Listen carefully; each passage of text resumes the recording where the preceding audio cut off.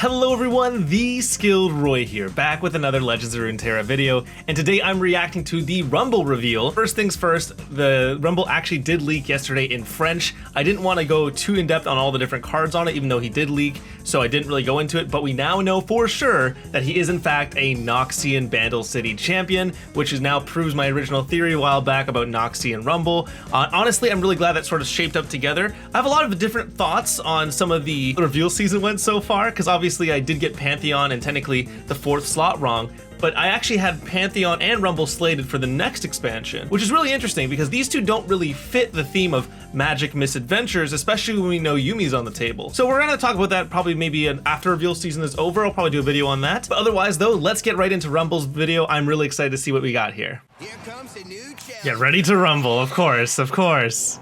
Baby, don't fail me now. All right, so wait, Rumble is discard up to 3 cards to grant allied Rumbles everywhere, impact for the first, quick attack for the second, and spell shield for the third. And on level ups, I've dealt 12 plus damage, 4 mana, 5/4. Interesting. This is actually really unique. This is okay. We'll talk about this a bit after, but this is really cool. Let's go. Duty calls, Rumble. You can take your duty and shove it up a tailpipe. Oh, this track's awesome. What track is this? I was looking for these everywhere. Yeah, those are all the different Yordle mechs. Baby, I'm the best show in town. Holding position. Nice, nice, nice. Burn, baby, burn. Rumble, what are you doing over there? Taking out the trash. All right, discarding Scions. Now when that dies, it summons Scion.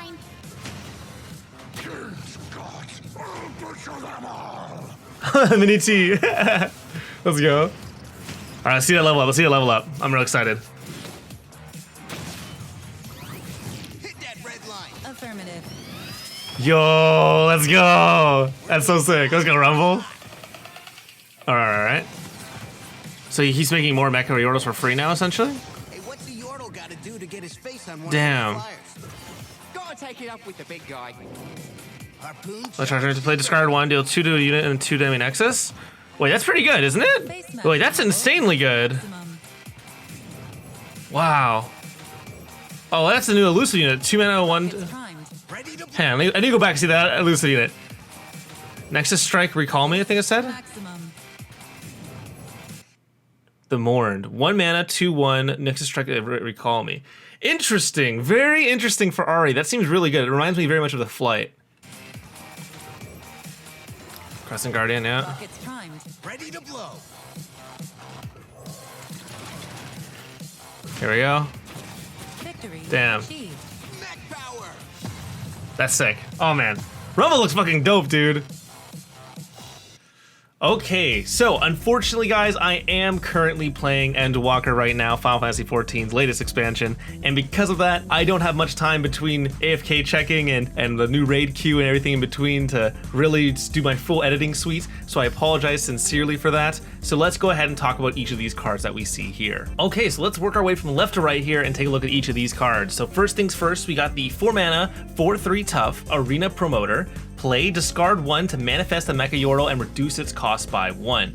Now, manifesting Mecha Yordles is kind of like Bandle City's Invoke, although they do operate slightly differently and how differently and splashy their effects are. And honestly, we don't know the exact details as to how the probability works for each of the different cards. But the fact that you're able to easily replace the card you discarded, as well as get a powerful unit in your hand and reduce its cost by 1, all while basically still being a 4 mana 4/4, that's pretty good, honestly, because as long as you have some discard synergy, like say some of Scion's cards or etc. cards, it's actually not going to be bad. And honestly, I kind of see itself doing pretty good as long as you're picking out, say, even like the Challenger Impact unit. There's actually quite a few of the Mecha Yordles that are pretty strong overall. I think honestly this card's going to see a decent amount of play. It's a pretty solid card, has no real downside as long as your deck is built somewhat around it.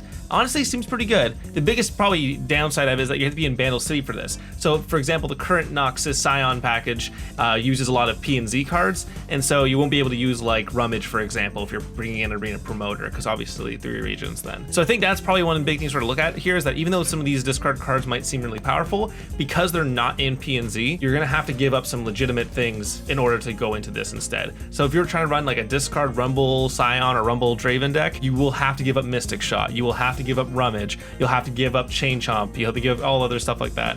And that's something that has to be sort of be weighed up against, you know? But next up we have the Bildrat Rascal, the 3-mana 3/2. Play, discard 1 to manifest a Mecha Yordle and grant it Spell Shield. Now this one seems really powerful, especially because one big issue with some of them is that they're relatively squishy or relatively easy to deal with. And one thing you're really going to be sort of being careful of is that since you're discarding a card and you spending mana on a card to set it up and the mana to actually play the card, if the opponent has something like a Will of Ionia or a Vengeance or anything that's efficient enough removal, you're going to feel pretty bad about losing them. So giving it Spell Shield is pretty decent here. Not to mention a 3-mana 3/2 is not awful stats. As long as you're able to block Fearsomes, honestly, you're doing okay, especially against, like, say, a more aggressive Scion deck or a true Fearsome aggro deck. Generally speaking, I think this is actually a pretty decent card. It definitely falls a little bit under the radar, I think, compared to Arena Promoter, at least in my opinion, but I think it's at least pretty solid. I really like the card overall. Next up, we have Fix'em Uppers. This is a 2-mana 1/2. The first time you discard a card or damage enemy nexus, grant me +2/+1. So basically it's a 2-mana 1/2 that becomes a 3/3 under a condition. Now I'm not sure how I feel about this because we already have cards like Butcher, which are 1-mana 2/2s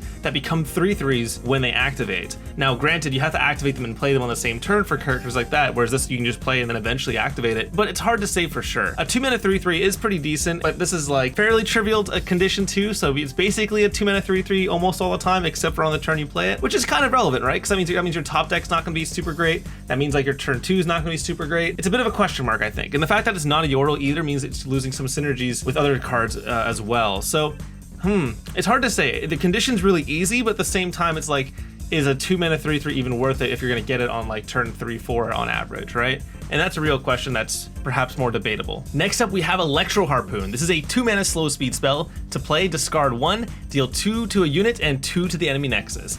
This card seems really solid, actually. Honestly, I didn't really know what to expect of this at first, but the more and more I read it over, I'm like, man, I think this is actually pretty good. Because it's so cheap and because it does 2 damage and it does 2 to the Nexus, you're gonna be able to kill a blocker as well as deal damage to Nexus and sort of splash over. It's almost like a very, very silly double up in a very, very arbitrary way of describing that, I know. I think the card actually isn't too bad. I think the big thing that gates it obviously is discarding a card.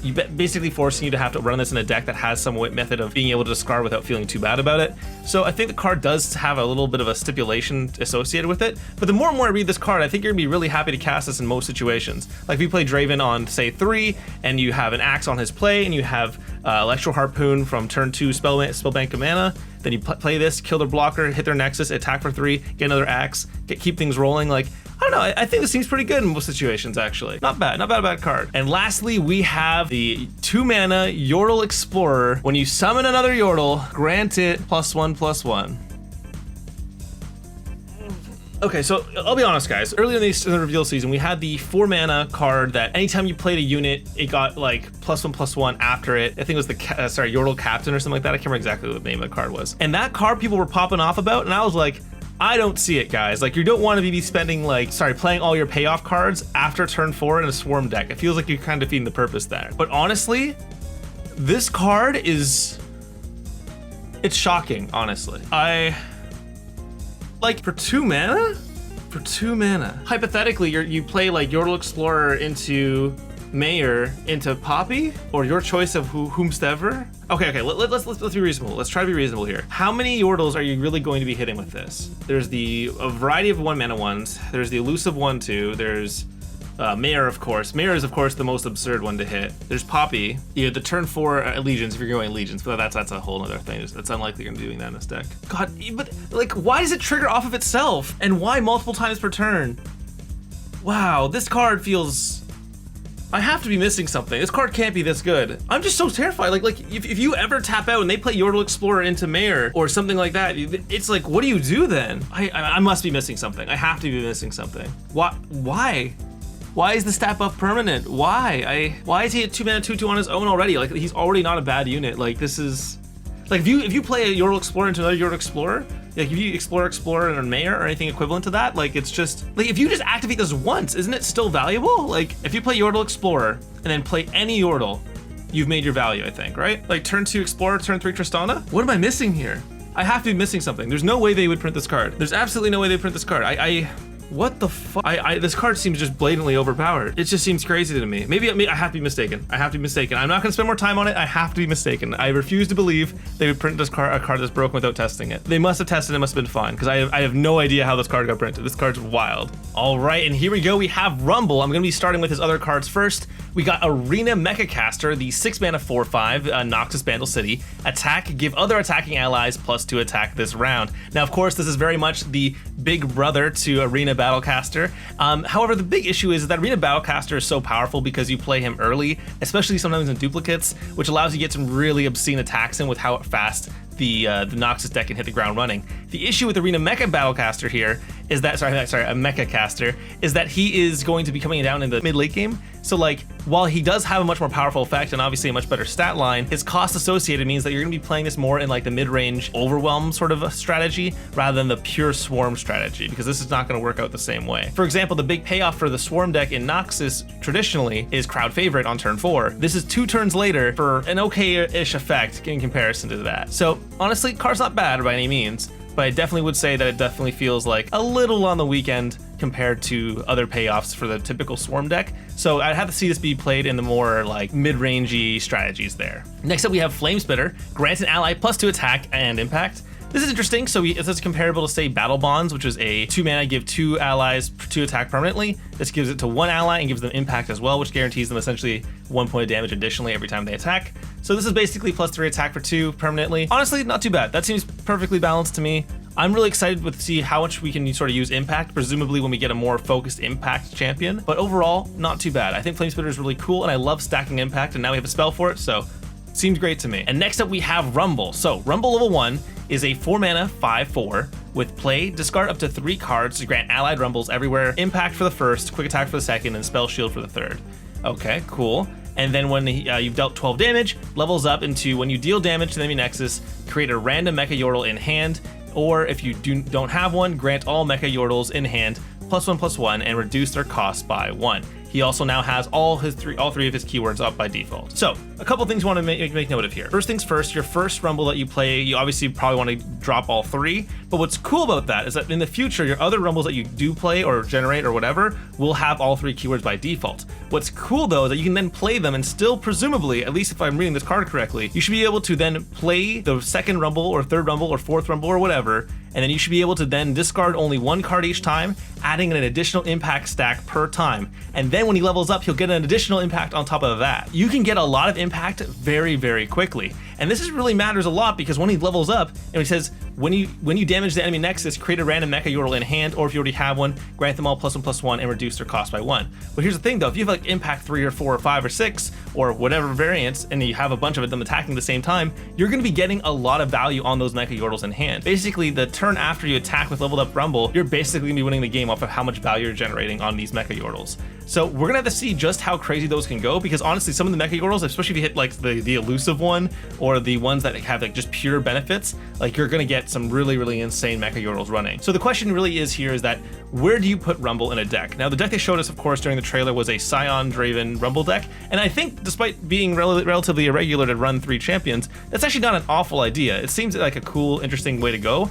I do really think that based on what we've seen so far, I don't see many good discard targets in Bandle City. So what I mean by targets is that like typically in Legends of Runeterra, you have cards that discard cards, right? But you also have cards that get benefits for being discarded. In typical discard decks, a lot of those sort of payoffs come from P and Z, because we have a lot of cards such as Jury Rig and the Snapjaw Chain Chomp grenades that Jinx uses. Those two both get benefits when you discard them, right? They enter the battlefield for free, and that's great. The issue is that I don't really see that happening very often with the Bandle City cards. I could have missed them, but like right now, I'm seeing like a lot of your Noxus cards are cards that when you discard them, they give you new benefit in hand, such as the Wrathful Rider and, for example, Lost Soul, that sort of stuff. So that's all great, but the issue is that I don't see many great targets for that specifically in Bandle City, which means that Rumble is basically going to act like a Noxian champion, I think, in 90% of the times. Right now, even across both of these groups of cards here, I don't really see many great targets who you want to discard. I see a lot of reasons why you might want to discard, like for example, like the Mecha Yordles, or for example, just a lot of cards here already discard, but not so many that get benefits from being discarded. I think that's really crucial there. So there's definitely another possible deck where you go Bandle City for the discard tools, and then you go P and Z for the discard targets. That's a possibility, or of course you can do that with just Noxus in general. This is kind of interesting because discard is kind of like a 3-region combo now. It's between P and Z, Noxus, and Bandle City. So we're gonna have to see which one ends up being the strongest between those three and which combination of the three really brings it home. My bet personally is always going to be on Noxus P and Z because I think that's a too natural of a combination. But I would really love to see Rumble sort of take off and really do some really cool stuff in the game. I think another really big thing here too is that like Scion is going to help you a lot with ensuring that Rumble levels up, and not only that, but gets a lot of benefits from playing into the matchup. So for example, like Scion gives Overwhelm to the highest power unit that you have, and this is a really great target for it because he just becomes a keyword monster. He'll get Overwhelm, Spell Shield, Impact, and Quick Attack, basically entirely untouchable, and you can't even fight him in combat because you have so much attack, and he's a Spell Shield as well, so you can't interact with him there. Honestly, I think Rumble Scion seems pretty decent. The biggest issue, of course, is that I think Draven is so great with his spinning axes that give you so much flexibility, both as a way to discard things and as a thing to discard, that it becomes hard to imagine any discard deck without Draven in it. So honestly, I think that's going to be the big experiment here. Is going to be, who are the champions you're going to go for? Is it going to be Rumble Scion, Scion Draven, or Draven Rumble? I think those three are going to create this trifecta of who is going to be the best for them. I think there's one final thing to note is that like because you're discarding 3 cards, this is also one of the fastest ways you can actually level up Jinx now. So you play Jinx on 4, Rumble on 5, discard 3 things, and then you basically almost guaranteed level up instantaneously. That's pretty good. And while yes, it's great that you can like quickly drop your entire hand, the biggest question here is that is there enough cards that get benefits from being discarded to really make use of that type of deck? And I'm less certain about that one, so I don't think that's really going to be an option. But we'll see. Overall, Rumble looks absolutely amazing, and I can't wait to play him because honestly, I play a bunch of discard decks already, so this is right up my alley. I'm gonna try him out a couple times. All right, and that's about it. Thank you so much for watching, everyone. Again, I'm really sorry for not doing the whole like fancy edits and stuff I normally do. I know that's something that a lot of people really like to see, and I promise I'll get back to doing those as soon as I can. But Endwalker has kind of consumed my time recently, and since I need to keep with my rating team, a lot of it is going to be sort of the situation where I have to prioritize that for a little bit, and unfortunately it fell right during reveal season, and I'm really sorry about that. I actually have a lot to talk about because I think there's something to be said that the last 2 champions, Pantheon and Rumble, both clearly don't fit the expansion theme, and it's really interesting how despite the fact that we know that Yuumi is on the table and is the definition of the expansion theme, Yuumi isn't here is extremely odd. Now add to the fact that we also know that the expansion the expansion name has changed as well from Magical Misadventures to Magic Misadventures, makes me sort of think that like some changes must have happened after the fact, and this is sort of what we're looking at right now. As to why or to what end, we really don't know. Maybe they felt that these champions would be better off on their own, maybe that these champions were better suited to what they're sort of going to be, but unfortunately it appears as though I got shenaniganed on because honestly, if you look at even in the Discord, I've been saying that Rumble and Pantheon are going to be coming for sure because we had Battle Bonds and we had Treasured Trash already. So man, it makes me salty because it feels like they shenanigans me, man. I was like, man, I had the perfect prediction, I got it all lined out, and then now suddenly we've got Pantheon and Rumble in here, champions who I thought were coming next expansion. So, what can you do? I'll probably do an expanded video explaining some more interesting theories I have on why this happened, but I think that's gonna be it for me for now. Thanks again so much for watching. I will see you all next time, and I promise I'll have better videos out once Endwalker is mostly done for me. I am just too obsessed with playing Reaper. I'm sorry, I'm a degenerate. I've already made a bunch of characters already. Reaper's super fun. I've been playing White Mage a bunch as well. But yeah, I gotta go, guys. Thank you so much for watching. Peace out.